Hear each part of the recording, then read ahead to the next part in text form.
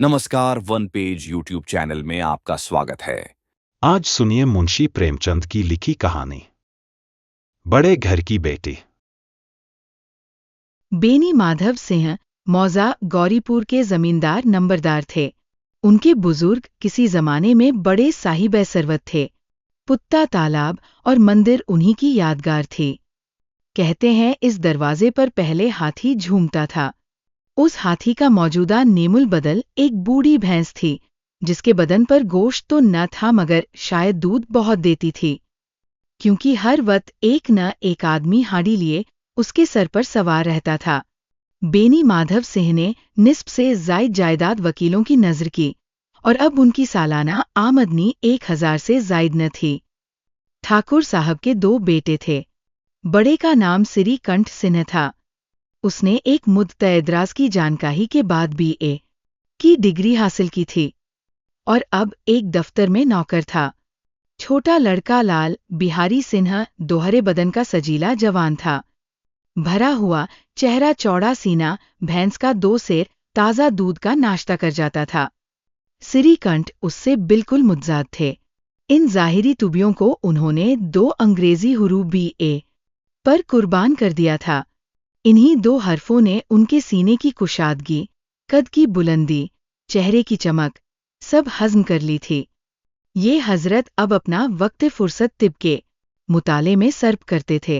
आयुर्वेदिक दवाओं पर ज्यादा अथीदा था। शाम सवेरे उनके कमरे से अक्सर खरल की चुशगवार पहम सदाएं सुनाई दिया करती थी। लाहौर और कलकत्ता के वैदों से बहुत ततो किताबत रहती थी। श्रीकंठ इस अंग्रेजी डिग्री के बावजूद अंग्रेजी मुआशरत के बहुत मद्दाह न थे, बल्कि इसके बरक्स वो अक्सर बड़ी शद्दोमत से उसकी मजम्मत किया करते थे। इसी वजह से गांव में उनकी बड़ी इज्जत थी। दशहरे के दिनों में वो बड़े जोश से रामलीला में शरीक होते और खुद हर रोज कोई न कोई रूप भरते। उन्हीं की जात से गौरीपुर में रामलीला का वजूद हुआ। पुराने रस्म और रिवाज का उनसे ज्यादा पुरजोश वकील मुश्किल से होगा। खुसूसन मुश्तरका तानदान के वो जबरदस्त हामी थे। आजकल बहुओं को अपने कुनबे के साथ मिलजुल कर रहने में जो वहशत होती है, उसे वो मुल्क और कौम के लिए छालेबद कयाल करते थे। यही वजह थी कि गांव की बहुएं उन्हें मदबूलियत की निगाह से न देखती थीं। बाज शरीफ जादिया तो उन्हें अपना दुश्मन समझती। खुद उन्हीं की बीवी उनसे इस मसले पर अक्सर जोर शोर से बहस करती थी, मगर इस वजह से नहीं कि उसे अपने सास ससुरे देवर जेठ से नफरत थी, बल्कि उसका ख्याल था कि अगर गम खाने और तरह देने पर भी कुनबे के साथ निबाह न हो सके तो आए दिन की तकरार से जिंदगी तल्ख करने के बजाय यही बेहतर है कि अपनी खिचड़ी अलग पकाई जाए। आनंदी एक बड़े ऊंचे खानदान की लड़की थी। उसके बाप एक छोटी सी रियासत के तल्लुठेदार थे।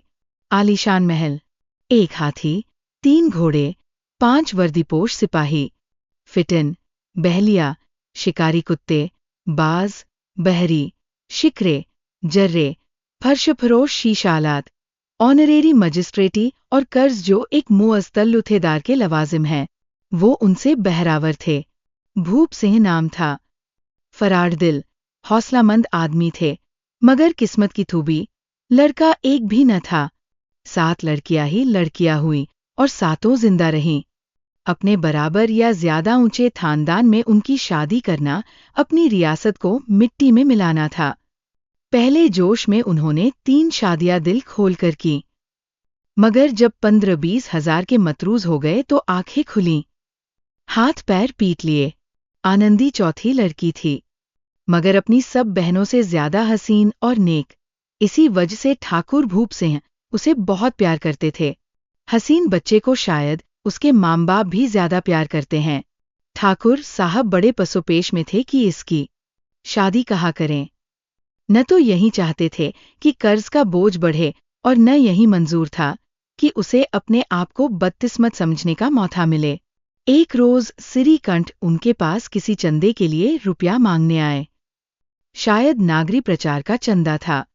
भूप सिंह उनके तौरोतरीक पर रीझ गए, खींच तान कर जायचे मिलाए गए और शादी धूमधाम से हो गई।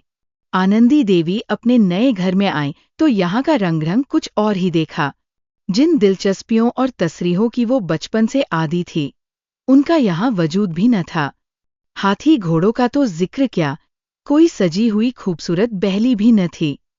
रेशमी स्लीपर साथ लाई थी, मगर यहाँ बात कहाँ मकान में खिड़कियां तक न थी, न जमीन पर फर्श न दीवारों पर तस्वीरें। ये एक सीधा सादा दहठानी मकान था। आनंदी ने थोड़े ही दिनों में इन तब्दीलियों से अपने तई इस कदर मानूस बना लिया, गोया उसने तकल्लुभात कभी देखे ही नहीं। एक रोज दोपहर के वक्त लाल बिहारी सिंह 2 मुर्ताबिया लिए हुए आए और भावत से कहा, जल्दी से गोश्त पका दो, मुझे भूख लगा है। आनंदी खाना पकाकर उनकी मुंतजिर बैठी थी। गोश्त पकाने बैठी मगर हांडी में देखा तो घी पाव भर से ज्यादा न था। बड़े घर की बेटी, किफायतशियारी का सबक अभी अच्छी तरह न पढ़ी थी। उसने सब घी गोश्त में डाल दिया। लाल बिहारी सिन्हा खाने बैठे तो दाल में घी न था। दाल में घी क्यों नहीं छोड़ा? आनंदी ने कहा, घी सब गोश्त में पड़ गया। लाल बिहारी, अभी परसों घी आया है, इस कदर जल्द उठ गया। आनंदी, आज तो कुल पाव भर था, वो मैंने गोश्त में डाल दिया। जिस तरह सूखी लकड़ी जल्दी से जल उठती है, उसी तरह भूख से बावला इंसान जरा बात पर तुनक जाता है। लाल बिहारी सिन्हा को भावज की ये जबान दराजी बहुत बुरी मालूम हुई। तीखा होकर बोला, मैके में तो चाहे घी की नदी बहती हो, औरत गालियां सहती है, मार सहती है, मगर मैके की निंदा उससे नहीं सही जाती। आनंदी मुंह फेर कर बोली, हाथी मरा भी तो 9 लाख का, वहां इतना घी रोज नाईखार खा जाते हैं। लाल बिहारी जल गया, थाली उठाकर पटक दी और बोला, जी चाहता है कि तालू से जबान खींच ले। आनंदी को भी गुस्सा आ गया, चेहरा सुर्ख हो गया। बोली, वो होते तो आज इसका मजा चखा देते। अब नौजवान उजड़ ठाकुर से जब्त न हो सका। उसकी बीवी एक मामूली जमींदार की बेटी थी। जब जी चाहता था उस पर हाथ साफ कर लिया करता था। खड़ाऊ उठाकर आनंदी की तरफ जोर से फेंकी और बोला, जिसके गुमान पर बोली हो, उसे भी देखूंगा और तुम्हें भी। आनंदी ने हाथ से खड़ाऊ रोकी, सर बच गया, मगर उंगली में सख्त चोट आई। गुस्से के मारे हवा के हिलते हुए पत्ते की तरह कांपती हुई अपने कमरे में आकर खड़ी हो गई। औरत का जोर और हौसला घुरूरोइस्त शौहर की जात से है, उसे शौहर ही की ताकत और हिम्मत का घमंड होता है। आनंदी तून का घूंट पीकर रह गई। श्री कंठ सिंह हर शंबा को अपने मकान पर आया करते थे। जुमेरात का ये वासिया था। 2 दिन तक आनंदी ने न कुछ खाया न पिया, उनकी राह देखती रही। आखिर शंबा को हस्बमामूल शाम के वक्त वो आए और बाहर बैठकर कुछ मुल्क वाली खबरें, कुछ नए मुकदमात की तजवीज़ें और फैसले बयान करने लगे, और सिलसिलाए तकरीर 10 बजे रात तक जारी रहा। 2-3 घंटे आनंदी ने बेइंतहा इस्तिराब के आलम में काटे। बारे खाने का वक्त आया। पंचायत उठी। जब तखलिया हुआ तो लाल बिहारी ने कहा, भैया आप जरा घर में समझा दीजिएगा कि जबान संभालकर बातचीत किया करें, वरना नाहक एक दिन खून हो जाएगा। बेनी माधव सिंह ने शहादत दी, बहु बेटियों की ये आदत अच्छी नहीं कि मर्दों के मुंह लगें। लाल बिहारी, वो बड़े घर की बेटी हैं तो हम लोग भी कोई कुर्मीखार नहीं हैं। श्री कंठ, आखिर बात क्या हुई? लाल बिहारी, कुछ भी नहीं, यूं ही आप उलझ पड़ी। मैके के सामने हम लोगों को तो कुछ समझती ही नहीं। श्री कंठ खा पीकर आनंदी के पास गए, वो भी भरी बैठी थी, और ये हजरत भी कुछ तीखे थे। आनंदी ने पूछा, मिजाज तो अच्छा है? श्री कंठ बोले, बहुत अच्छा है। ये आजकल तुमने घर में क्या तूफान मचा रखा है?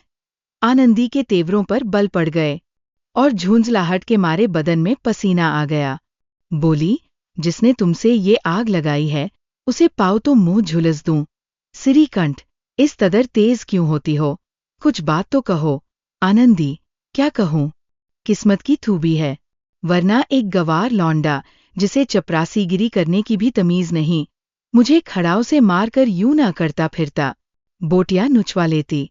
इस पर तुम पूछते हो कि घर में तूफान क्यों मचा रखा है? श्री कंठ, आखिर कुछ कैफियत तो बयान करो, मुझे तो कुछ मालूम ही नहीं। आनंदी, परसों तुम्हारे लाडले भाई ने मुझे गोश्त पकाने को कहा। घी पाव भर से कुछ ज्यादा था। मैंने सब गोश्त में डाल दिया। जब खाने बैठा तो कहने लगा दाल में घी क्यों नहीं। बस उसी पर मेरे मैके को बुरा भला कहने लगा। मुझसे बर्दाश्त न हो सका। बोली कि वहाँ इतना घी नाईखार खा जाते हैं और किसी को नबर भी नहीं होती। बस इतनी सी बात पर उस जालिम ने मुझे खड़ाऊ फेंक मारी। अगर हाथ से न रोकती तो सर फट जाता। उससे पूछो कि मैंने जो कुछ कहा है सच है या झूठ। सिरीकंठ की आंखें लाल हो गई। बोले, यहाँ तक नौबत पहुंच गई। ये लौंडा तो बड़ा शरीर निकला। आनंदी रोने लगी, जैसे औरतों का थायदा है, क्योंकि आंसू उनकी पलकों पर रहता है। औरत के आंसू मर्द के गुस्से पर रोकन का काम करते हैं। सिरीकंठ के मिजाज में तहम्मुल बहुत था। उन्हें शायद कभी गुस्सा आया ही न था। मगर आनंदी के आंसुओं ने आज जहरीली शराब का काम किया। रात भर करवटें बदलते रहे। सवेरा होते ही अपने बाप के पास जाकर बोले, दादा अब मेरा निबाह इस घर में न होगा। ये और इस मानी के दूसरे जुमले जबान से निकालने के लिए सिरीकंठ सिंह ने अपने कई हमजोलियों को 12 आड़े हाथों लिया था। जब उनका कोई दोस्त उनसे ऐसी बातें कहता तो वो मज़का उड़ाते और कहते, तुम बीवियों के चुलाम हो। उन्हें टाबू में रखने के बजाय चुद उनके छाबू में हो जाते हो। मगर हिंदू मुश्तरका तानदान का यह पुरजोश वकील आज अपने बाप से कह रहा था, दादा अब मेरा निबाह इस घर में न होगा। नासेह की जबान उसी वक्त तक चलती है जब तक वो इश्क के करिश्मों से बेखबर रहता है। आजमाइश के बीच में आकर जब्त और इल्म रुत्सत हो जाते हैं। बेनी माधव सिन्हा घबराकर उठ बैठे और बोले, क्यों सिरीकंठ? इसलिए कि मुझे भी अपनी इज्जत का कुछ थोड़ा बहुत ख्याल है। आपके घर में अब हठधर्मी का बर्ताव होता है। जिनको बड़ों का अदब होना चाहिए वो उनके सर चढ़ते हैं। मैं तो दूसरे का चुलाम ठहरा, घर पर रहता नहीं, और यहाँ मेरे पीछे औरतों पर खड़ाऊं और जूतों की बौछार होती है। कड़ी बात तक मुजायका नहीं, कोई एक की दो कह ले, यहाँ तक मैं जब्त कर सकता हूँ। मगर ये नहीं हो सकता कि मेरे ऊपर लात और घूंसे पड़े और मैं दम न मारूं। बेनी माधव सिंह कुछ जवाब न दे सके। सिरीकंठ हमेशा उनका अदब करते थे। उनके ऐसे तेवर देखकर बूला ठाकुर लाजवाब हो गया। सिर्फ इतना बोला, बेटा तुम अक्लमंद होकर ऐसी बातें करते हो। औरतें इसी तरह घर तबाह कर देती है। उनका मिजाज बढ़ाना अच्छी बात नहीं। सिरीकंठ, इतना मैं जानता हूँ। आपकी दुआ से ऐसा अहमच नहीं हूँ। आप खुद जानते हैं कि इस गांव के कई तानदानों को मैंने अलहदगी की आफतों से बचा दिया है। मगर जिस औरत की इज्जतो आबरू का मैं ईश्वर के दरबार में जिम्मेदार हूँ, उस औरत के साथ ऐसा जालिमाना बर्ताव मैं नहीं सह सकता। आप यकीन मानिए, मैं अपने ऊपर बहुत जब्र कर रहा हूँ कि लाल बिहारी की गोशमाली नहीं करता। अब बेनी माधव भी गरमाए। ये कुफ्र ज्यादा न सुन सके बोले, लाल बिहारी तुम्हारा भाई है। उससे जब कभी भूल चूक हो तुम उसके कान पकड़ो। मगर सिरीकंठ, लाल बिहारी को मैं अब अपना भाई नहीं समझता। बेनी माधव, औरत के पीछे सिरीकंठ, जी नहीं। उसकी गुस्ताखी और बेरमी के बाइस दोनों आदमी कुछ देर तक खामोश रहे। ठाकुर साहब लड़के का गुस्सा धीमा करना चाहते थे, मगर ये तस्लीम करने को तैयार न थे कि लाल बिहारी से कोई गुस्ताखी या बेरमी वठू में आई। इसी असना में कई और आदमी हुट्टा तंबाकू उड़ाने के लिए आ बैठे। कई औरतों ने जब सुना कि सिरीकंठ बीवी के पीछे बाप से आमाद आए जंग हैं, तो उनका दिल बहुत खुश हुआ और तरपैन की शिकवामेज बातें सुनने के लिए उनकी रूहें तड़पने लगी। कुछ ऐसे हासिद भी गांव में थे जो इस तानदान की सलाम तरवी पर दिल ही दिल में जलते थे। सिरीकंठ बाप से दबता था, इसलिए वो कतावार है। उसने इतना इल्म हासिल किया, ये भी उसकी तता है। बेनी माधव सिन्हा बड़े बेटे को बहुत प्यार करते हैं। ये बुरी बात है। वो बिला उसकी सलाह के कोई काम नहीं करते। ये उनकी हिमाकत है। इन कयालात के आदमियों की आज उम्मीदें भर आईं। हुट्टा पीने के बहाने से कोई लगान की रसीद दिखाने के हीले से आकर बैठ गए। बेनी माधव सिन्हा पुराना आदमी था। समझ गया कि आज ये हजरात फूले नहीं समाते। उसके दिल ने ये फैसला किया कि उन्हें खुश न होने दूंगा, ख्वाह अपने ऊपर कितना ही जब्र हो। यकापक लहजाए तकरीर नर्म करके बोले, बेटा, मैं तुमसे बाहर नहीं हूं, तुम्हारा जो ची चाहे करो। अब तो लड़के से तता हो गई। इलाहाबाद का नौजवान, झल्लाया हुआ ग्रेजुएट, इस घात को न समझा। अपने डिबेटिंग क्लब में उसने अपनी बात पर अड़ने की आदत सीखी थी, मगर अमली मुबाहिसों के दावपेच से वाकिफ न था। इस मैदान में वो बिल्कुल अनाड़ी निकला। बाप ने जिस मतलब से पहलू बदला था, वहां तक उसकी निगाह न पहुंची। बोला, मैं लाल बिहारी सिंह के साथ अब इस घर में नहीं रह सकता। बाप, बेटा, तुम अक्लमंद हो, और अक्लमंद आदमी गवारों की बात पर ध्यान नहीं देता। वो बेसमझ लड़का है, उससे जो कुछ तता हुई है उसे तुम बड़े होकर मुआफ कर दो। बेटा, उसकी ये हरकत मैं हरगिज मुआज नहीं कर सकता। या तो वही घर में रहेगा या मैं ही रहूंगा। आपको अगर उससे ज्यादा मोहब्बत है तो मुझे रुखसत कीजिए, मैं अपना बोझ आप उठा लूंगा। अगर मुझे रखना चाहते हो तो उससे कहिए जहां चाहे चला जाए। बस ये मेरा आखिरी फैसला है। लाल बिहारी सिन्हा दरवाजे की चौखट पर चुपचाप खड़ा बड़े भाई की बातें सुन रहा था। वो उनका बहुत अदब करता था। उसे कभी इतनी जुर्रत न हुई थी कि सिरी कंठ के सामने चारपाई पर बैठ जाए, या हुत्ता पी ले या पान खा ले। अपने बाप का भी इतना पासोलिहाज न करता था। सिरी कंठ को भी उससे दिली मोहब्बत थी। अपने होश में उन्होंने कभी उसे घुड़का तक न था। जब इलाहाबाद से आते तो जरूर उसके लिए कोई न कोई तोहफा लाते। मुकद्दर की जोड़ी उन्होंने ही बनवा कर दी थी। पिछले साल जब उसने अपने से डेवढ़े जवान को नागपंचमी के दंगल में पछाड़ दिया, तो उन्होंने खुश होकर अखाड़े ही में जाकर उसे गले से लगा लिया था और 5 रुपए के पैसे लुटाए थे। ऐसे भाई के मुंह से आज ऐसी जिगरदोज बातें सुनकर लाल बिहारी सिन्हा को बड़ा मलाल हुआ। उसे जरा भी गुस्सा न आया। वो फूटकर रोने लगा। इसमें कोई शक नहीं कि वो अपने फेल पर आप नादिम था। भाई के आने से एक दिन पहले ही से उसका दिल हर दम धड़कता था कि देखो भैया क्या कहते हैं, मैं उनके सामने कैसे जाऊंगा, मैं उनसे कैसे बोलूंगा, मेरी आंखें उनके सामने कैसे उठेंगी। उसने समझा था कि भैया मुझे बुलाकर समझा देंगे। इस उम्मीद के सिलाब आज वो उन्हें अपनी सूरत से बेजार पाता था। वो जाहिल था, मगर उसका दिल कहता था कि भैया मेरे साथ ज्यादती कर रहे हैं। अगर सिरी कंठ उसे अकेला बुलाकर 2-4 मिनट सख्त बातें कहते, बल्कि 2-4 तमांचे भी लगा देते, तो शायद उसे इतना मलाल न होता। मगर भाई का ये कहना कि अब मैं उसकी सूरत से नफरत रखता हूँ, लाल बिहारी से न सहा गया। वो रोता हुआ घर में आया और कोठरी में जाकर कपड़े पहने, फिर आंखें पोंछीं, जिससे कोई ये न समझे कि रोता था। तब आनंदी देवी के दरवाजे पर आकर बोला, भाभी, भैया ने ये फैसला किया है कि वो मेरे साथ इस घर में न रहेंगे। वह अब मेरा मुंह देखना नहीं चाहते, इसलिए अब मैं जाता हूं। उन्हें फिर मुंह न दिखाऊंगा।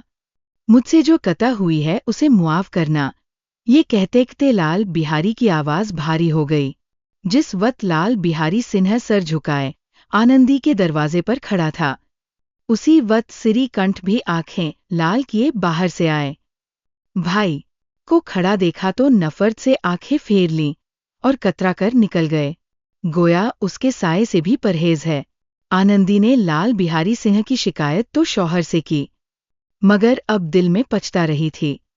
वो तबन नेक औरत थी, और उसके ख्याल में भी न था कि ये मुआमला इस कदर तूल खींचेगा। वो दिल ही दिल में अपने शौहर के ऊपर झुंझला रही थी कि इस कदर गर्म क्यों हो रहे हैं। ये चौप की कहीं मुझे इलाहाबाद चलने को न कहने लगें तो फिर मैं क्या करूंगी। उसके चेहरे को जर्द किए हुए थे। इसी हालत में जब उसने लाल बिहारी को दरवाजे पर खड़े ये कहते सुना कि अब मैं जाता हूं, मुझसे जो कुछ तता हुई है मुआफ करना, तो उसका रहा सहा गुस्सा भी पानी हो गया।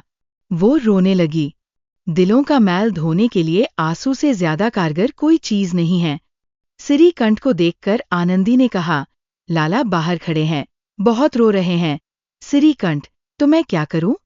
आनंदी, अंदर बुला लो, मेरी जबान को आग लगे। मैंने कहाँ से वो झगड़ा उठाया? सिरीकंठ, मैं नहीं बुलाने का। आनंदी, पछताओगे, उन्हें बहुत ग्लानि आ गई है। ऐसा ना हो, कहीं चल दें। सिरीकंठ न उठे।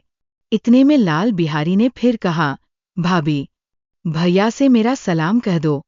वो मेरा मुंह नहीं देखना चाहते, इसलिए मैं भी अपना मुंह उन्हें न दिखाऊंगा। लाल बिहारी सिंह इतना कहकर लौट पड़ा और तेजी से बाहर के दरवाजे की तरफ जाने लगा। यकायक आनंदी अपने कमरे से निकली और उसका हाथ पकड़ लिया। लाल बिहारी ने पीछे की तरफ ताका और आंखों में आंसू भरकर बोला, मुझको जाने दो। आनंदी, कहाँ जाते हो? लाल बिहारी, जहाँ कोई मेरा मुंह न देखे। आनंदी, मैं न जाने दूंगी। लाल बिहारी, मैं लोगों के साथ रहने के काबिल नहीं हूं। आनंदी, तुम्हें मेरी कसम अब एक कदम भी आगे न बढ़ाना। लाल बिहारी, जब तक मुझे ये न मालूम हो जाएगा कि भैया के दिल में मेरी तरफ से कोई तकलीफ नहीं, तब तक मैं इस घर में हरगिज न रहूंगा। आनंदी, मैं ईश्वर की सौगंध खाकर कहती हूँ कि तुम्हारी तरफ से मेरे दिल में जरा भी मैल नहीं है। अब सिरीकंठ का दिल पिघला। उन्होंने बाहर आकर लाल को गले लगा लिया और दोनों भाई तू फूट फूट कर रोए। लाल बिहारी ने सिसकते हुए कहा, भैया, अब कभी न कहना कि तुम्हारा मुंह न देखूंगा। इसके सिवा जो सजा आप देंगे वो मैं खुशी से कबूल करूंगा। सिरीकंठ ने कांपती हुई आवाज से कहा, लल्लू, इन बातों को बिल्कुल भूल जाओ। ईश्वर चाहेगा तो अब ऐसी बातों का मौठा न आएगा। बेनी माधव सिंह बाहर से ये देख रहे थे। दोनों भाइयों को गले मिलते देखकर खुश हो गए और बोल उठे, बड़े घर की बेटियां ऐसी ही होती है, बिगड़ता हुआ काम बना लेती है। गांव में जिसने ये वाहिया सुना, इन अल्फाज में आनंदी की फयाजी की दाद दी, बड़े घर की बेटियां ऐसी ही होती है। अगर आपको यह कहानी पसंद आई तो सब्सक्राइब करें और बेल आइकन दबाएं। अपने सुझाव कमेंट बॉक्स में बताएं। अगली कहानी तक शब्दों की दुनिया में डूबे रहे। धन्यवाद।